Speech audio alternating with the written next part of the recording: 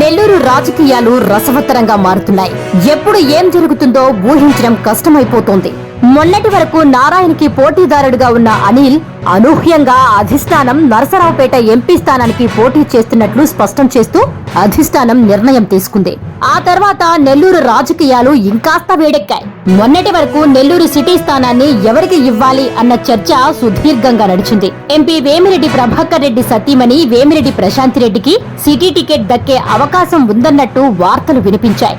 ఇదే కోవలో మరో ఇద్దరి పేర్లు కూడా వినిపించాయి. ఎమ్మెల్సీ పర్వతిరెడ్డి చంద్రశేఖర్ రెడ్డి పేరుతో పాటు పి రూప్ కుమార్ యాదవ్ పేరు కూడా వినిపించింది. కానీ ఇప్పుడు అనూహ్యంగా మరో కొత్త పేరు అధిష్టానం కన్ఫర్మ్ చేసింది. ప్రస్తుతం నెల్లూరు డిప్యూటీ మేయర్ గా ఉన్న ఖలీల్ అహ్మద్ కు Nellore city MLA ticket confirm చేస్తున్నట్టు సీఎంఓ కన్ఫర్మ్ చేసింది. అనూహ్యంగా ఖలీల్ అహ్మద్ పేరు రావడంతో నెల్లూరులో రాజకీయం రంజులా మారింది. టీడీపీ సిటీ ఎమ్మెల్యే అభ్యర్థి పొంగూరు నారాయణ వన్ సైడ్ వార్లా మారిందని పలువురు అభిప్రాయపడుతుంటే ఎలాగైనా సిటీ స్థానాన్ని దక్కించుకునేందుకు వైసీపీ రెడీ అయ్యింది. కొత్తగా ఖలీల్ అహ్మద్ పేరు వినబడడంతో నెల్లూరు సిటీ ప్రజలు కూడా కొంచెం కన్ఫ్యూజన్ లో పడ్డారనే చెప్పొచ్చు. మరి చూడాలి ఈసారి ఎలక్షన్స్ ఎంతవరకు ప్రభావం చూపుతుందో. పొంగూరు నారాయణకు ఖలీల్ అహ్మద్ ఎంతవరకు పోటీ ఇవ్వగలుగుతాడో అన్నది వేచి చూడాలి.